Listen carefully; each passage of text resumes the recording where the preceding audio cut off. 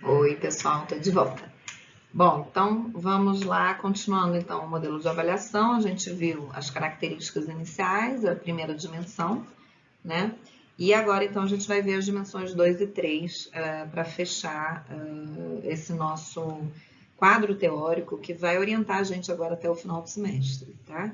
Então é muito importante que vocês entendam isso aqui de uma forma bastante segura e qualquer coisa me pergunta, manda e-mail, a gente vai conversando, tá bom? Bom, então a segunda dimensão trata das repercussões diretas e verificáveis das inovações democráticas, que é um pouco o que eu já falei para vocês, que são os outcomes, né, os resultados realmente instituídos das inovações, né, então é o que a gente chama de instrumentos de ação pública reconhecidos formalmente, institucionalmente, leis, portarias, regimentos, políticas públicas, enfim, coisas que a gente pode de fato verificar rapidamente. Resultados em potencial, que é o que o latino chama de outputs. O que são resultados em potencial? Aqueles instrumentos de ação pública não instituídos. Então, recomendações das conferências que podem vir a se tornar outcomes ou não. Né? Então, o output ele não é exatamente o resultado efetivo, mas ele pode vir a si. Então, é muito importante que ele seja considerado também nessa nossa equação, né?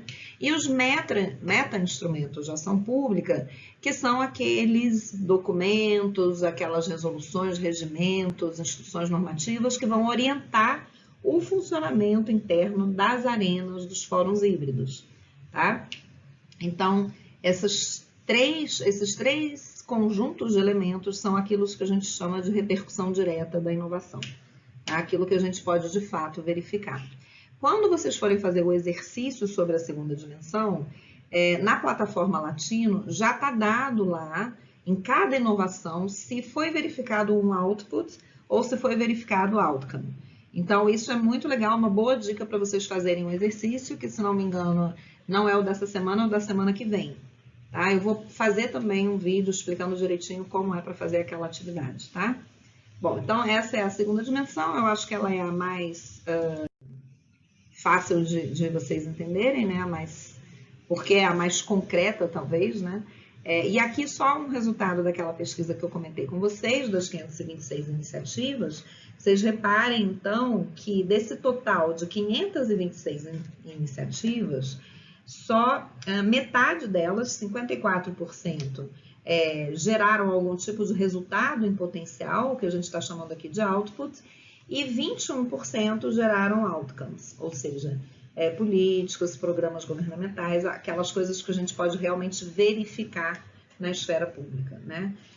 Dessas 526, 21% representa 112, 113 inovações.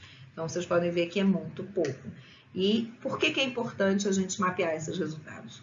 Porque quando a gente faz uma inovação, quando a gente pensa numa iniciativa para implementar, o que a gente realmente quer é resultado, né? Então, esse é um dado importantíssimo e fundamental para pensar a sustentabilidade das inovações. Bom, aqui eu trouxe para vocês alguns efeitos diretos que a gente pode colocar nesse rol de instrumentos de ação pública instituídos ou que vão ser instituídos, né?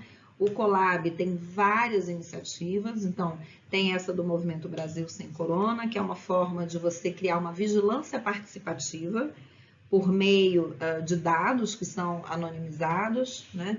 Por estratégias de cocriação, que, como eu falei para vocês, são essas redes multiatoriais que envolvem uma série de pessoas dentro do processo de busca por soluções para os problemas públicos. Tem um outro exemplo do Colab muito legal também, que é essa produção colaborativa de leis, Crowd Law, que foi em Maceió, né, dessa lei municipal que definia ciência, tecnologia e inovação, quais as diretrizes, o que investir, como investir na ciência e tecnologia em Maceió. O projeto Nossas, né, a rede Nossas, na verdade, é uma rede também que tem muito resultado, é muito interessante de se observar. O projeto Sem Aulas, Sem Enem acabou sendo aprovado, o projeto de lei no Senado. Quase passou, né, o projeto Auxílio para a Saúde, que era aquele que garantiria indenização para todos os dependentes de profissionais de saúde que por acaso viessem a falecer em função do trabalho feito, né, no processo da pandemia. Esse projeto de lei foi aprovado na Câmara, foi aprovado no Senado, mas foi vetado pelo presidente. Então, a gente ainda está a ver, né? Aí continuaram, né? Fizeram de novo uma mobilização para ver se conseguem aprovar dessa vez. Então, a gente está observando para ver o que vai acontecer. Como vocês podem ver, é isso, né? O processo político ele é sempre dinâmico, ele nunca para. Não é um processo linear no sentido de um desenvolvimento e progresso constante, mas é muito mais parecido com uma montanha-russa e com uma roda gigante, né? Então é isso, gente. A gente chega então à nossa terceira dimensão, que são os efeitos indiretos das inovações democráticas, que são elementos de muito mais difícil mensuração, por isso que a maioria dos modelos de avaliação não inserem essa dimensão na hora de fazer análise, mas que a gente julga serem fundamentais para a gente conseguir avaliar se uma inovação está gerando transformações sociais e políticas num país, né? Ou numa cidade, ou num bairro, que seja, né? Mas esses elementos, implicações subjetivas da inovação, que são difíceis da gente medir, diferente da dimensão 2, né? Que é muito mais fácil você identificar, a gente acredita que esses efeitos, eles são talvez aqueles que têm muito mais alcance a longo prazo no processo de fortalecimento da democracia, no processo de fortalecimento dos mecanismos das instituições democráticas dentro de um país. Então, é aquilo que você faz, por exemplo, quando a Open Knowledge Brasil, né, a gente teve aquela conversa com a Natália aqui, com a Fernanda, quer dizer, a Natália era diretora antes dela, e eu acho que ficou bem claro assim, como são atores engajados no processo de transformação da sociedade, né? Então, a Open Brasil, ela tem uma escola de dados abertos, eu acho que a Fernanda mencionou isso no dia, e essa escola de dados abertos tem como objetivo mostrar para os cidadãos que esses dados estão aí para eles fazerem o que eles quiserem com eles, entende? Para acessar, para mexer, para editar, para usar como serenata de amor usa, como forma de denúncia de gastos abusivos, né? Então, essas iniciativas que a princípio são mais educativas, digamos assim, ou que têm uma intenção mais a longo prazo, no sentido de conscientização das pessoas, no sentido de gerar novas formas de cidadania, ou seja, né? Então, meu Deus, o que eu estava salvando o anterior apareceu aqui, não sei o que vocês estão... Ai, gente, travou tudo.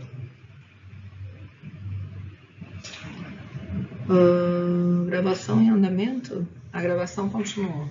Eu não sei o que vocês estavam vendo, mas eu vou continuar, gente. Finge que é uma sala de aula, entrou alguém estava fazendo campanha, ou alguém passou gritando, né? Então a gente continua.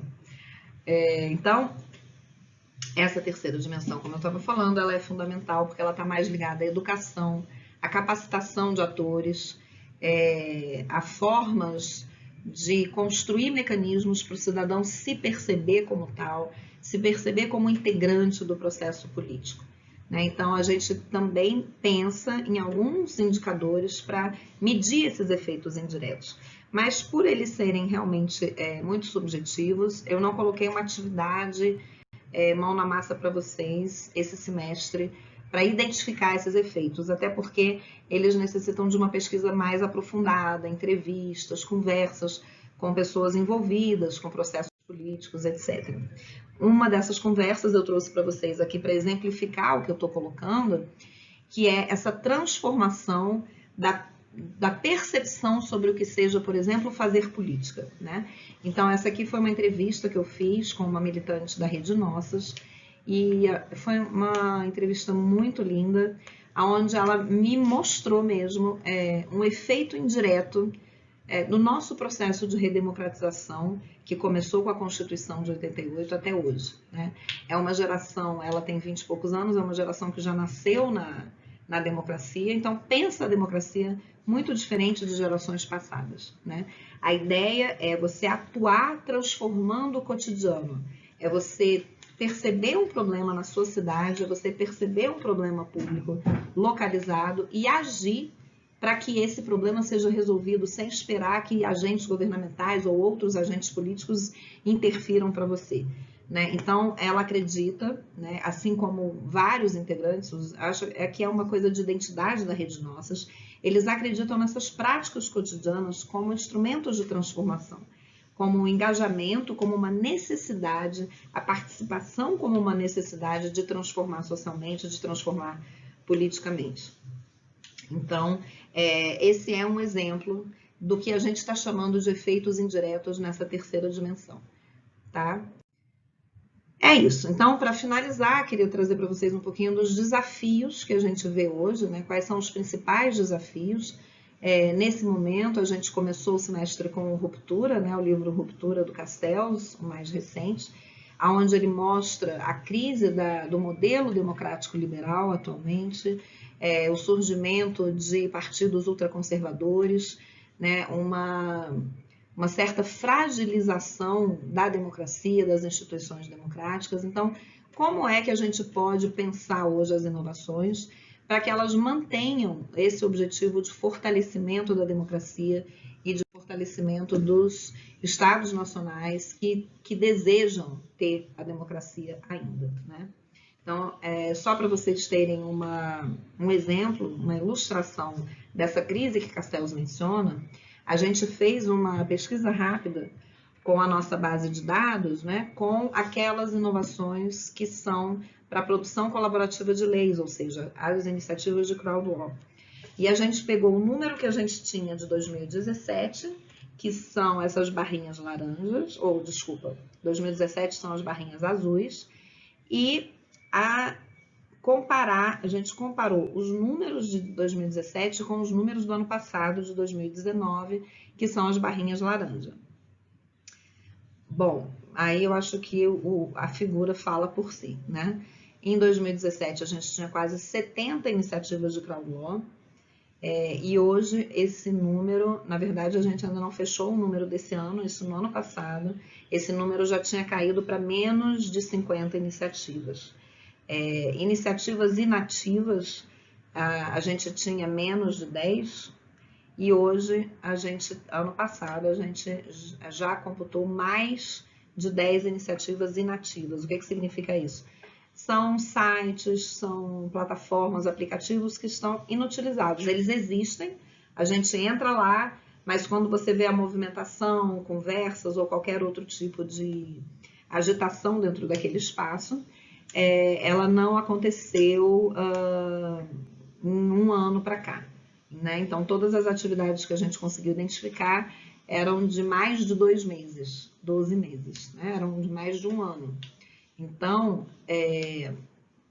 o que a gente observa com isso, e as inexistentes, né, que são quase 20 ano passado. Então, são aquelas que saíram daqui desse conjunto de quase 70 e migraram para o desaparecimento, né, para o buraco negro. E a nossa intenção, inclusive, agora é saber por que elas sumiram, como elas sumiram. Agora, com certeza, isso são as iniciativas na América Latina e a gente vê agora, até que não, agora a gente está vendo um sopro de possibilidades de mudança, né, com várias eleições que vêm se desenvolvendo e acontecendo. A gente está vendo o Chile, né, que vai agora elaborar uma constituição nova depois de tantos anos. Então, quem sabe, né, os números no ano que vem vão voltar a crescer e a gente espera isso. Então, o nosso grande desafio quando a gente pensa em como avaliar uma inovação para que ela se mantenha, para que ela continue viva, é justamente pensar nos mecanismos que vão garantir a sustentabilidade dessas inovações, vão garantir que elas tenham mais resultados que de fato atendam às demandas dos cidadãos, que fortaleçam a democracia participativa, né? Então, a gente tem algumas pesquisas em andamento agora E o que fez com que a gente pensasse nesse modelo de análise foi justamente a necessidade da gente pensar nesses fatores que colaboram para que as inovações democráticas alcancem os seus objetivos e tenham continuidade no tempo. Aqui é o link, aqui embaixo, é o link para a pesquisa que eu falei para vocês, né, que a gente fez com o GovLab. Então, aqui são 10 lições ou 10 elementos que são fundamentais para uma inovação democrática ter continuidade. E, junto com isso, a gente pensou também nos fatores que garantem a institucionalização dos processos de captura e de identificação da inteligência coletiva. Então, é um relatório de pesquisa bem completo. Depois de um grande mapeamento, a gente analisou 30 casos no mundo todo. Então, é bem legal vocês entrarem, tem os casos todos lá para vocês olharem as características, enfim, uma série de coisas legais para quem tem interesse. Bom, sem dúvida alguma, como é que a gente consegue aumentar a capacidade de influência dos cidadãos? Como é que a gente faz com que os cidadãos interajam mais com as instâncias formais de poder? E talvez uma das coisas mais fundamentais seja fazer o cidadão ter interesse de se engajar politicamente. Como é que a gente faz com que as pessoas tenham interesse em se mobilizar politicamente, em agir politicamente? E aí, como é que a gente pode fortalecer os mecanismos para aumentar a capacidade de influência dos cidadãos nesses processos políticos? Como a gente amplia esse engajamento cidadão numa situação em que a Maria da Glória Gon também descreveu como complicada, como uma crise, e ela fala também na crise do sistema institucionalizado de participação e o desmonte das políticas participativas. Então, isso é fato, isso vem acontecendo, isso desestimula a criação de inovações, desestimula o engajamento cidadão, a participação do cidadão nos processos políticos. Então, como é que a gente reverte esse quadro, como é que a gente faz para que a gente continue no caminho do fortalecimento da democracia? Tem um teórico da democracia digital muito interessante, em que ele colocou essa ideia do backlash cultural. Então, a gente tem alguns retornos de valores conservadores, algumas práticas mais conservadoras voltando à moda, digamos assim. Como é que a gente faz para lidar com isso? Se a gente está falando de demanda cidadã, e se a gente está falando de várias demandas que devem contemplar diversos grupos de interesse, como é que a gente faz? Então, a gente tem que, talvez, pensar em processos participativos mais inclusivos ou não. Então, isso tudo são questões em aberto hoje que a gente precisa pensar. O Coleman, que é um autor que eu gosto muito, ele abriu o nosso congresso do INCT em Democracia Digital, quem viu gostou demais, assim, foi muito bom, Ele está sempre pensando nessas questões ligadas aos processos de participação política. E ele coloca a ideia de reimaginar o processo político. A gente tem que reimaginar também a democracia. Talvez esse modelo de democracia liberal, que sempre foi aquele vigente, talvez não seja ele mais o que vai ter respostas para as demandas que hoje se colocam. Talvez a gente tenha que reimaginar esse modelo de democracia. Pensar novas formas de se alcançar o cidadão para que ele tenha interesse nessa participação política. E pensar, sobretudo, nas formas de participação que não vão necessariamente contar com tecnologias. E se contarem, como é que a gente faz para que essas tecnologias, esses recursos que hoje existem, não se voltem contra o cidadão, como a gente viu que acontece naquele artigo sobre biopoder e democracia. Ou seja, como a democracia pode ainda contar com os recursos digitais? Como a gente pode contar com os algoritmos, mesmo sendo os algoritmos que modulam práticas, crenças, valores, como é que a gente pode usar os algoritmos para a democracia? Então, eu acho que essa é a grande tarefa que a gente tem no campo da democracia digital, que é justamente pensar como é que a gente faz para manter a democracia viva, para manter essas inovações no ar, funcionando, engajando os cidadãos, transformando politicamente a nossa realidade. tá bom? Então é isso, eu vou passar agora para o outro vídeo, onde eu vou explicar para vocês como é que é para fazer essa atividade 24 no fórum, tá bom, gente? Beijinho, fiquem bem seguros. Até!